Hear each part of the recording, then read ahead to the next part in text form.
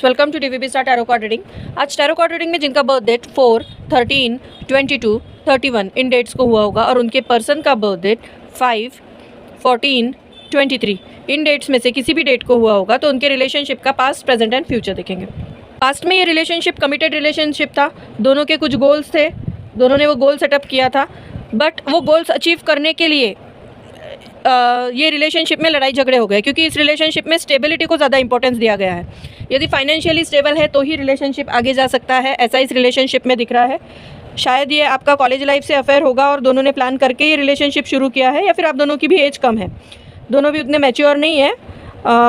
Past का बता रही हूँ मैं, जब रिलेशनशिप शुरू हुआ तो एक जो था पर्सन जो माइंड गेम्स खेल रहा था और एक पर्सन एक्चुअली एफर्ट्स ले रहा था इस रिलेशनशिप में स्टेबिलिटी लाने के लिए, फाइनेंशियल स्टेबिलिटी लाने के लिए। वो कहीं जॉब कर रहा होगा या एफर्ट्स ले रहा था कमाने के लिए। करंटली इस रिलेशनशिप में ऐसा दिख रहा है 9 ऑफ कप्स विश फुलफिलमेंट का कार्ड है। जो एम्स पास्ट में जो गोल सेट किया था वो गोल अचीव कर लिया है आपने, शायद, है ना। आपके पर्सन ने तो नहीं, बट मुझे ऐसा लग रहा है कि आपने वो गोल अचीव कर लिया था। आपको जो लाइफ में स्टेबिलिटी चाहिए थी, आपने अपने लाइफ में वो स्टेबिलिटी लाए, शायद पढ़ाई करके हो, एफर्ट्स लेके हो। आप आज इस पोजीशन पे है कि आप फाइनेंशियली खुद स्ट्रांग है, किसी के ऊपर आप डिपेंडेंट नहीं है।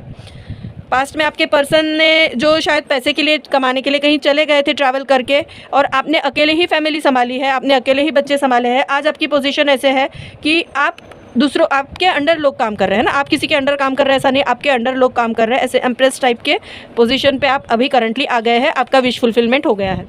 यानी इस रिलेशनशिप के लिए जो आपने गोल्स डिसाइड करे थे वो आपने करंटली अचीव किए। फ्यूचर ऑफ द रिलेशनशिप है हर्मिट। हर्मिट सिचुएशन क्यों आ रही है इस रिलेशनशिप में? क्योंकि इस रिलेशनशिप में प्यार कम और मटेरियलिस्टिक लाइफ ज़्यादा आई है ना। पैसे के पीछे भागते भागते आपने प्यार की तरफ देखना बंद कर दिया था, तो इसलिए आपके इस रिलेशनशिप में एक हर्मिट सिचुएशन आ जाएगी फ्यूचर में जाके, क्योंकि आप प्यार की तरफ ध्यान नहीं दे रहे, सिर्फ पैसे की तरफ ही ध्यान दे रहे हैं। हर्मिट सिचुएशन ऐसा भी शो कर रहा है कि जो गोल्स आपने अचीव किए हैं वो आपके पर्सन उस गोल तक नहीं पहुंच पाएंगे, और वो शायद आपके ऊपर फाइनेंशियली डिपेंडेंट रहेंगे। जो पास में आपने डिसाइड किया था कि सबने अपनी अपनी कमाई करके ही घर चलाना है, तो वैसा नहीं हो पाएगा। आपके पर्सन आपके ऊपर डिपेंडेंट रहेंगे, ऐसा फ्यूचर में दिख रहा है।